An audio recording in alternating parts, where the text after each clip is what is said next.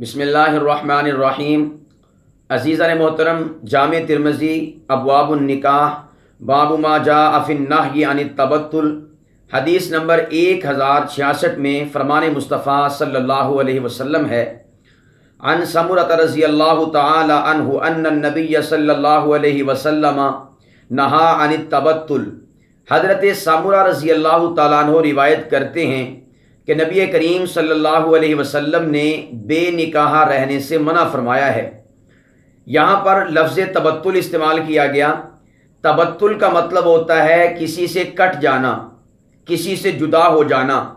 تو یہاں پر حضرت سمرہ رضی اللہ تعالیٰ عنہ فرماتے ہیں کہ آپ صلی اللہ علیہ وسلم نے ہمیں مجرد رہنے سے، بے نکاح رہنے سے، بغیر شادی کے زندگی گزارنے سے منع فرمایا ہے۔ عزیزان محترم، اسلام واحد دین ہے کہ جس نے رہبانیت کے اوپر تلوار چلاتے ہوئے بالکل واضح طور پر رہبانیت کو حرام قرار دیا ہے۔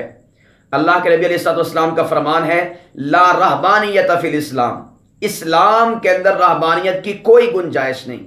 رہبانیت سے مراد کیا ہے کہ انسان بالکل دنیا سے کٹ جائے، دنیا کے ساتھ اس کا کوئی لین دین نہ ہو، ویرانوں میں، جنگلوں میں، مزاروں میں، ان جگہوں پر جا کر زندگی گزارے اور دنیاوی معاملات کے اندر نہ آئے، بیوی بچے اس کے نہ ہوں، اس کو رہبانیت کہا جاتا ہے۔ اسلام اس بات سے منع کرتا ہے۔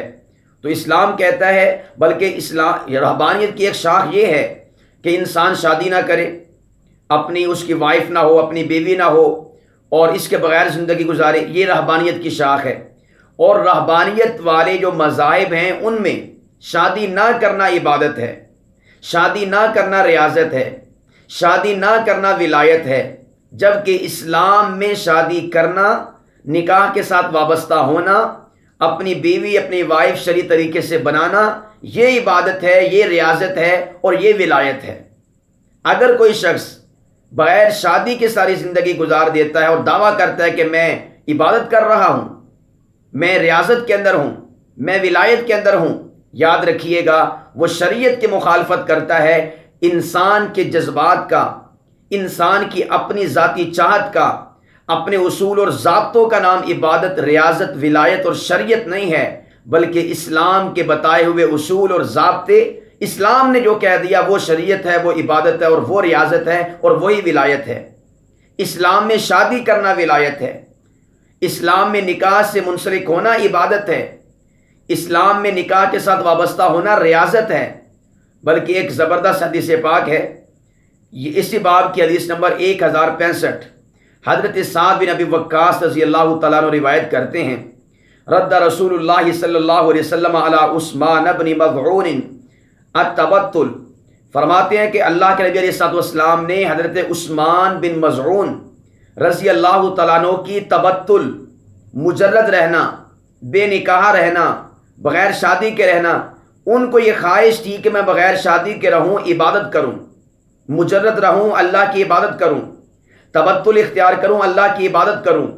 تو حضرت سعد بن ابی وقاص فرماتے ہیں، رد رسول اللہ صلی اللہ علیہ وسلم، اللہ کے نبی علیہ الصلوۃ والسلام نے عثمان بن مظعون کی اس خواہش کو ریجیکٹ کر دیا، رد کر دیا، فرمایا کہ میری شریعت کے اندر ایسا نہیں ہے۔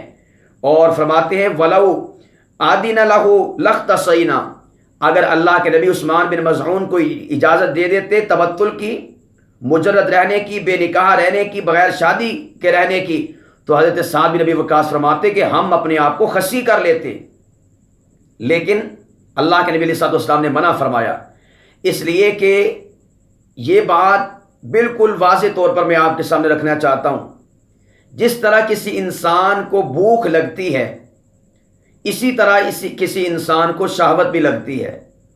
جس طرح کسی انسان کو پیاس لگتی ہے، اسی طرح کسی انسان کو شہوت بھی لگتی ہے۔ بھوک کب مٹتی ہے؟ جب انسان کھانا کھائے۔ پیاس کب بجھتی ہے؟ جب انسان پانی پیے۔ تو شہوت کب ختم ہوگی؟ شہوت کب پوری ہوگی؟ جب انسان شہوت کرے۔ تو پھر شہوت کرنے کا ایک ہی راستہ ہے شریعت اسلامیہ کے اندر، دین کے اندر، آج کے دور میں بالخصوص، اور وہ ہے نکاح کرنا۔ پہلے دور میں لونڈی کے ساتھ بھی ہوا کرتا تھا، آج چونکہ یہ پاسبل نہیں ہے تو آج کے دور میں صرف اور صرف ایک راستہ ہے، انسان اپنی شہوت کو پورا کہاں کر سکتا ہے؟ اپنی بیوی کے ساتھ، اپنی زوجہ کے ساتھ، اپنی وائف کے ساتھ۔ اس کے علاوہ کہیں پر بھی انسان اپنی شہوت کو پورا نہیں کر سکتا۔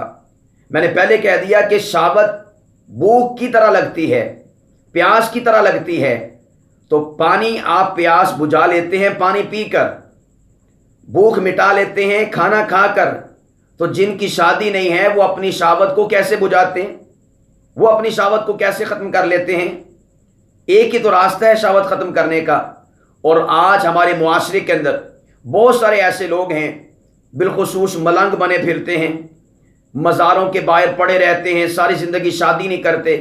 اور بھی بہت سارے ایسے لوگ ہیں جو بالکل مجرد رہتے ہیں، اکیلے رہتے ہیں۔ ان سے سوال یہ ہے کہ وہ اپنی شہوت کو کہاں پورا کرتے ہیں؟ یاد رکھیے گا، جب انسان شادی نہیں کرتا، مجرد رہتا ہے، وہ ظاہراً تو مجرد ہوتا ہے لیکن حقیقت کے اندر مجرد نہیں رہتا، بلکہ جگہ جگہ پر منہ مارتا ہے، زناکاریاں کرتا ہے، بدکاریاں کرتا ہے۔ تو اس لیے میرے مسلمان بھائیوں، ہم شریعت کے مزاج کو سمجھیں۔ شریعت کا مزاج کیا ہے؟ شادی کے ساتھ وابستہ ہونا، نکاح کرنا شریعت کا مزاج ہے۔ اپنے آپ کو کسی لڑکی کے ساتھ شرعی طریقے کے ساتھ نکاح کے ذریعے سے وابستہ کرنا، یہ شریعت کا مزاج ہے، یہ شریعت کی چاہت ہے۔ اپنی چاہتوں کو نہ دیکھیں، اپنے معاملات کو نہ دیکھیں، شریعت کو مقدم رکھیں کہ شریعت نے ہمیں حکم کیا دیا ہے۔ اور اسی طرح دوسرا پہلو اس کا یہ بھی ہے، ہمارے معاشرے کے اندر بہت سارے ایسے لوگ ہیں جو ایک عرصے تک مجرد رہتے ہیں۔ بعض تو ایسے ہیں جو ساری زندگی مجرد رہتے ہیں، وہ غلط کام کر رہے ہیں، شریعت کی مخالفت کر رہے ہیں۔ اور بعض ایسے لوگ ہیں کہ جو ایک عرصے تک مجرد رہتے ہیں، ایک عرصے تک بے نکاحے رہتے ہیں، 30 سال ہیں، 40 سال ہے، 50 سال تک جو ہے مجرد رہتے ہیں، تبتل اختیار کرتے ہیں، اس کے بعد جا کے شادی کرتے ہیں۔ سب سے بہترین، سب سے بیسٹ طریقہ ہے اور وقت ہے شادی کرنے کا کہ جیسے ہی کوئی انسان بالغ ہو جائے تو بالغ ہونے کے 1-2 سالوں کے بعد جو ہے اس کی شادی کر دینی چاہیے، اس کا نکاح کر دینا چاہیے، لڑکی ہو یا لڑکا ہو۔ اسی کے اندر بہتری ہے، اسی کے اندر خیر ہے۔ ورنہ جو ہم معاشرے کے اندر اس حوالے سے فحاشی، عریانی، بے حیائی کا طوفان دیکھ رہے ہیں، بدتمیزیاں دیکھ رہے ہیں، عریانی کو دیکھ رہے ہیں، غلط کاری کو دیکھ رہے ہیں، بدکاری کو دیکھ رہے ہیں، اس کی ریزن اور وجہ کیا ہے؟ ٹائم کے اوپر شادی نہ کرنا، وقت پر نکاح نہ کرنا۔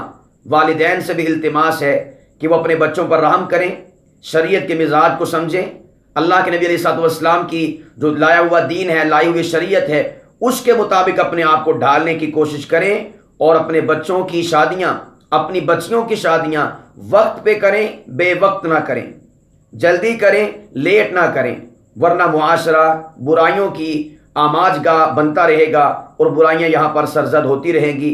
اللہ سبحانہ و تعالی ہم سب مسلمانوں کو نمبر 1 مجرد رہنے سے محفوظ فرمائے، اور نمبر 2 ایک لمبے عرصے تک مجرد رہنے سے محفوظ فرمائے، والدین کو سمجھ نصیب فرمائے، اور اسی طور پر ہمارے معاشرے کے نوجوانوں کو، لڑکوں کو، لڑکیوں کو بھی اس بات کی سمجھ نصیب فرمائے۔ ہم سب کو بے حیائی سے، بدکاری سے، فحاشی سے، عریانی سے اور غلط راہ پر چلنے سے اللہ پاک کی ذات ہم سب کی حفاظت فرمائے۔ وما علینا الا البلاغ المبین۔